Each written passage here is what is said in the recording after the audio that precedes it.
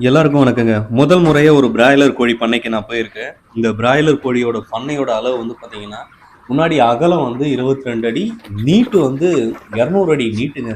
ரொம்ப பிரம்மாண்டமா இருந்துச்சு. ஒரே ஒரு ஷெட் தான் போட்டிருக்காங்க. இந்த ஷெட்ல கிட்டத்தட்ட ஒரு 4000 கோழிகள் வந்து வளர்க்குறாங்க இந்த பிராய்லர் கோழிகள். இந்த ஷெட்டுக்குள்ளேயே வந்து 8 போர்ஷன் பிரிச்சிருக்காங்க. 25 அடிக்கு ஒரு போர்ஷன் அப்படின்னு சொல்லிட்டு 8 போர்ஷன் பிரிச்சிருக்காங்க. ஒவ்வொரு போர்ஷன்லயும் 25 கோழிகள் இருக்கு. அதே மாரி தீவன பாக்ஸும், தண்ணி பாக்ஸும் வந்து பார்த்தீங்கன்னா, ஒரு போர்ஷனுக்கு 16, 16 இருக்குங்க.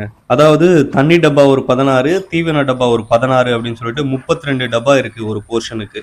சரிங்க. இத பராமரிக்கிறதுக்கு எத்தன பேர் தேவைப்படுது அப்டின்னா, ஒரே ஒரு ஆள் தாங்க. காலையில வந்து தீவனம் கொட்டுறதுக்கு மட்டும் தான் வந்து வராங்க. சாயந்தரம் அதே மாரி தீவனம் போடுறதுக்கு வராங்க. இது வந்து பெருசா ஆனதுக்கு அப்புறம் தான் இந்த மாரி. ஆனா சிறுசா இருக்கிறப்ப வந்து பார்த்தீங்கன்னா, ஃபீடிங் வந்து ரொம்ப கம்மியா தான் இருக்கும் அப்டின்னு சொன்னாங்க. சரிங்க. நம்மளுக்கு இந்த பிராய்லர் கோழி பண்ணையில எவ்வளோ தான் லாபம் கிடைக்கும் அப்டின்னா, கிலோவுக்கு வந்து ரூ. 6லேருந்து ரூ. 14 வரைக்கும் கிடைக்குமாங்க. இதுலயே வந்து ஒரு சில கோழிகள் அப்பப்போ வந்து 1, 2 இறந்து போகுமாம். இதனால வந்து நம்மளோட ப்ராஃபிட் குறையறதுக்கு வாய்ப்பு இருக்கு. இந்த பண்ணைய பத்திய கருத்துக்கள் ஏதாவது இருந்தா கமெண்ட் செக்ஷன்ல பதிவிடுங்க. அடுத்த வீடியோ பதிவுல இத பத்தி விரிவா பார்க்கலாம். மீண்டும் சந்திப்போம். நன்றி, வணக்கம்.